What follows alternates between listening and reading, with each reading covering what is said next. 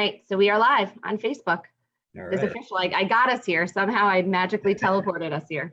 This is my So first time doing I wanted to, on yeah, Facebook. So I know. I'm joined by the wonderful Joseph Sarnecki, who is a financial planner. And we wanted to talk all things divorce, financial planning today, and just give you some really good information. My name is Jamie Berger. I am the co-founder of Jacobs Berger, a family law practice located in Morristown, New Jersey.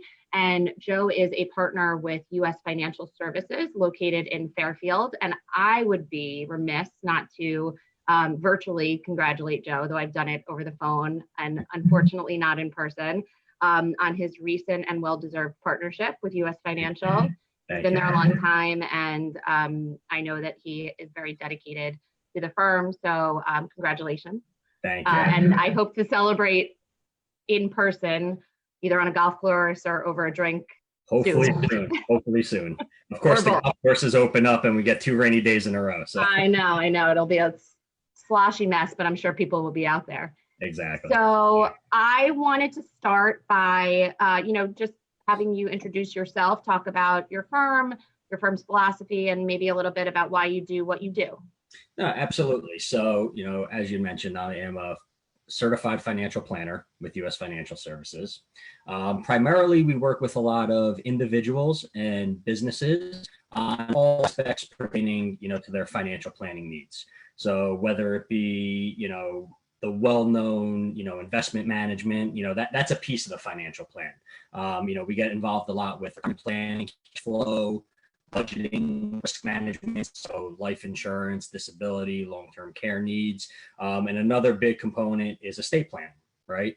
I got into the business for a couple of reasons. One, I've always had, a passion for finance. Another thing growing up, my family has always been in the public service sector. So whether it be police officers, teachers, social workers, there's somebody that was there trying to help somebody else, right? And for me, I wanted to find something that combined that being there, somebody being there to help in those situations. So I'm hearing, can you hear, it may be the earbuds, but I'm hearing like a little of an echo. Do you hear it?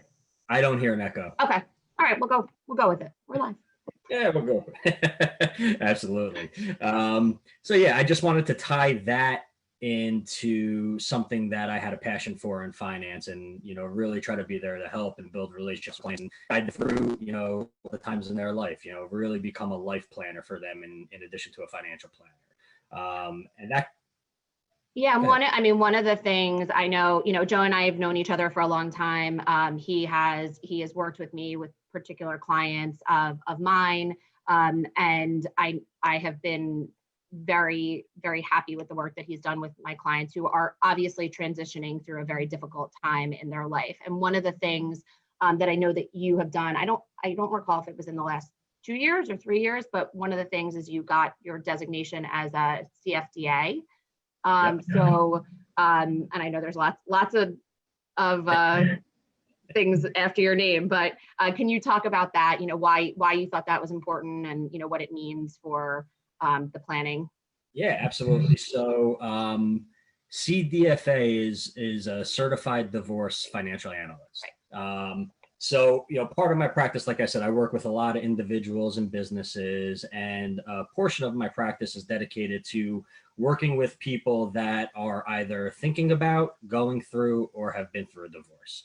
And a lot of the basic principles of financial planning do apply to somebody that's going through a divorce, right? Because a lot of the financial planning and life planning we do is guiding people through transitions, right? And this is one of the biggest transitions that somebody can be going through in their life. And having that designation as a certified divorce analyst, I learned a little bit more about the details, that you deal with on a regular basis as the attorney, and things that you guys need to look for. And what I try to do is assist you, which we have in the past. And I could speak to you as well too, whether it be a client I refer to that's going through a divorce, or whether it's somebody that needs a prenup or any type of family law planning. Everyone's had everything nice to say about you, and it's always been a great experience. So I thank you for that too. And it's been a pleasure. That's wonderful to hear. Yep. So, but no, it's important to have that foundation. And I thought that this was a way to really, focus in on a specific area of transition in people's lives and be able to, assist them through that. And I don't know if this exists, but are there any stats on the certified financial planners who actually go through the process to get the CDFA? I'm not sure this exact percentage. There are definitely, I've met, at different conferences and planning events, certain financial planners that also have it. Mm-hmm. But it is a very, I think, unique designation in the industry. Most people do not have it. But it was something that I thought when I started looking at some of my client base and saw a lot of people have through these transitions to make sure that I can keep my knowledge in the industry and be able to help those people. So, and I assume that there is a component, you certainly, your goal is to help the people that you're planning for and their families, and make sure that, that transition, whether they're going through a divorce or not, is smooth, and that they're long-term facing. Sure. There's short-term goals, and then there's the long-term goals, but any good plan and any good planner is going to focus on the long-term to make sure that they can achieve those goals. What about what you can do to assist me as a family law practitioner, as a divorce professional, with the clients going through the divorce? No, absolutely. That's a great question. And, one of the things that we look at, and, when you're going through this process, a lot of times is, all right, what do we need to do to get it done? Right. And there may not necessarily be all right, well, what is truly the impact 5, 10, 15 years down the line of this settlement that we're discussing today? Right. And where I can is look that out for you. Right. So whether it be, an alimony, child support payment, some type of division of assets, what impact does that have not only today, but down the line on my future retirement or whatever it might be? So we think it's important that from the get-go to start looking at those things to make sure that the settlement doesn't just work today, but also in the future. And, one of the things that gets overlooked a lot is the tax implications on some of these things as well, too. So it may be, let's divvy up assets or split this and that. But at the end of the day, it's not what you have, it's what you get to keep. Right. So we want to make sure, from a tax standpoint, everything is fair and balanced as well.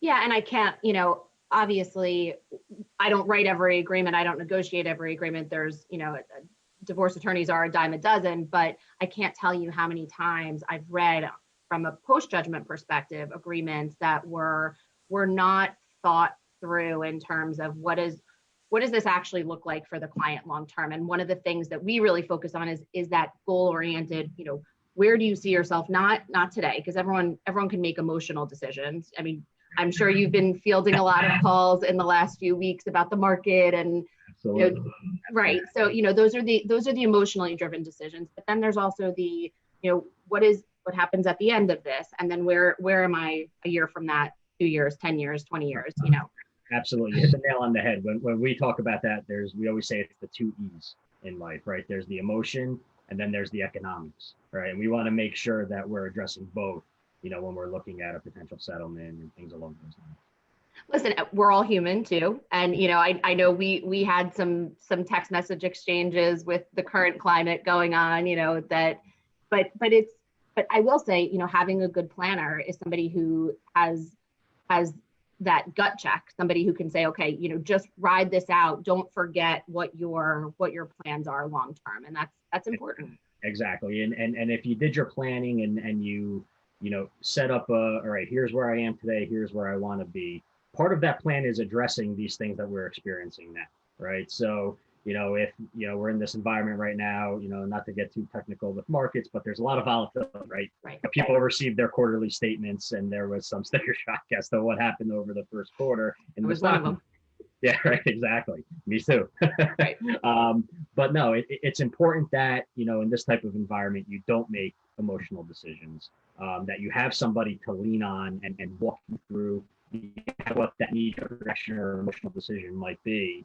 And, that ties right into what we're talking about with somebody that's going through a divorce. Absolutely. And it's, those are tough conversations that I have to have a lot with my clients, make sure this is the direction you really want to go in. Sometimes what feels good now won't feel good 5 minutes from now or a year from now, especially when there's kids involved and, taking aggressive litigious positions when you really don't need to. And I will say, having somebody like you in my corner and having that backup to say, okay, let's really crunch the numbers. Let's look at, what this is going to get you in the long run, is a great thing to have.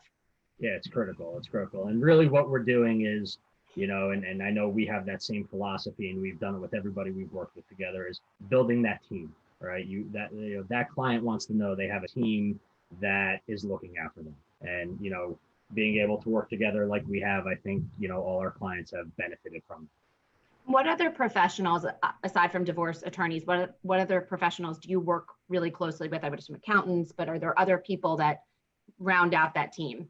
Yeah, I mean, I think the team consists of, like you said, the attorney, and whether that be a divorce attorney, an estate attorney, from a business standpoint, there's also business attorneys that we work with very closely for closely held businesses for clients. And then, obviously the accounting is a big piece of the puzzle as well. Making sure that we're all working together, that, from a tax standpoint, from a legal standpoint, we're in your corner, we're making sure everything is, working together. And at the time, it knows behind the scenes that I'm speaking with you or I'm speaking with the accountant, they don't have to get involved until it's time. So it saves them time too, and it gives them comfort of knowing that, hey, it's getting done. Yeah, and they've got a team supporting them. What is the ideal time for you to be introduced to a client? I think, pertaining to somebody that's about to go through the divorce process, I think the earlier, the better. Just, before any of those negotiations start and maybe something gets out there that maybe if you thought about it a little bit more from a financial impact, what that might actually be, if we could see that from the get-go and sit down and go through those numbers, I think that's the best time. All right, awesome. I'm so happy you were here. I know you are a very busy man right now, so I appreciate. No, absolutely. Anything for you. Anything for you. And I was gonna say, I wasn't gonna let it go. I'm missing coaching very, very much. So I know, and you are Clark, New Jersey proud, which I appreciate. All right, well, be well, and thank you again for taking the time, and be safe. Absolutely. Be safe, be healthy, and everyone that's listening, I hope everyone is safe and healthy as well too. And thanks again. All right, bye. Take care.